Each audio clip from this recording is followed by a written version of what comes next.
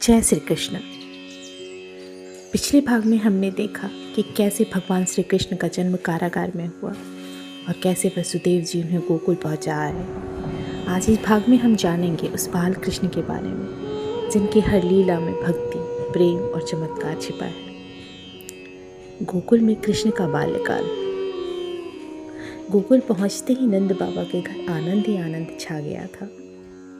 यशोदा मैया को ऐसा लगा मानो साक्षात लक्ष्मी स्वयं उनके घर आ गई हो। बालकृष्ण बहुत शांत, सुंदर और तेजस्वी थे। उनकी आंखों में अद्भुत कांति थी और चेहरे पर हमेशा हल्की मुस्कान बनी रहती थी। लेकिन यह शांति ज़्यादा दिन नहीं रही। कंस ने जब सुना कि उसका काल जन्म ले चुका है तो उसने पूतना नाम की राक्षसी को गोकुल में भेजा। पूतना एक सुंदर स्त्री का रूप धरकर यशोदा मैया के घर पहुंची। उसने बालकृष्ण को गोद में लिया और उन्हें विष लगा स्तनपान कराने लगी।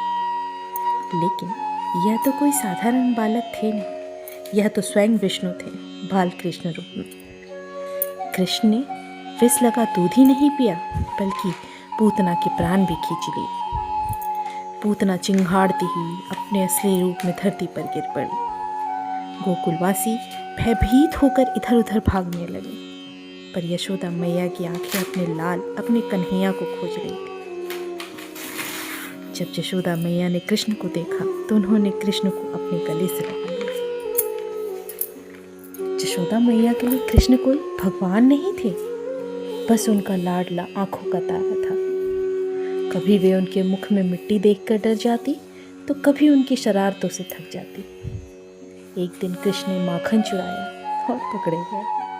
यशोदा मैया ने उन्हें डांटा और मुख खोलने को कहा।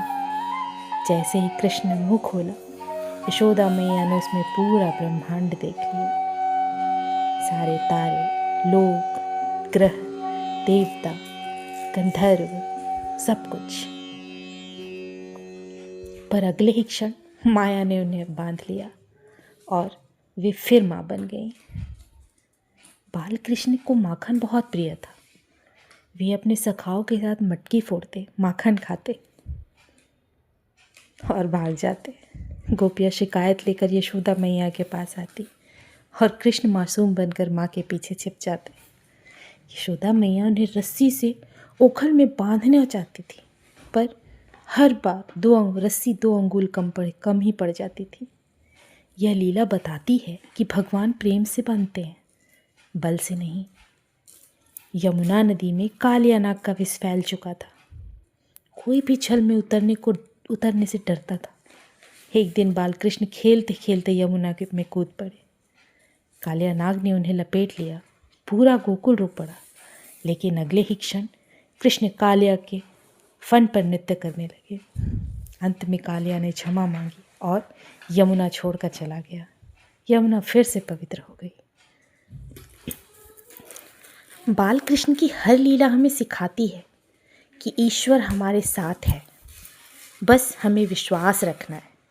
वे कभी बालक हैं, कभी मित्र हैं, कभी रक्षक हैं और कभी साक्षात प्रभु। अगर आपको यह कथा पसंद आई हो तो अपने मन में कृष्ण का नाम लें और अगले भाग के लिए जुड़े रहें। अब आइए अंत में श्री कृष्ण की स्तुति करते हैं। हे नंदलाल, हे गोपाल, करुणा के तुम हो सागर, दीनों के दुख हरने वाले, जय जय श्री यदुनागर। माखन चोर मनमोहक बांसुरी तेरी प्यारी, हम सब पर अपनी कृपा बनाए रखना, हे गिरधारी, हे गिरधारी। राधे राधे।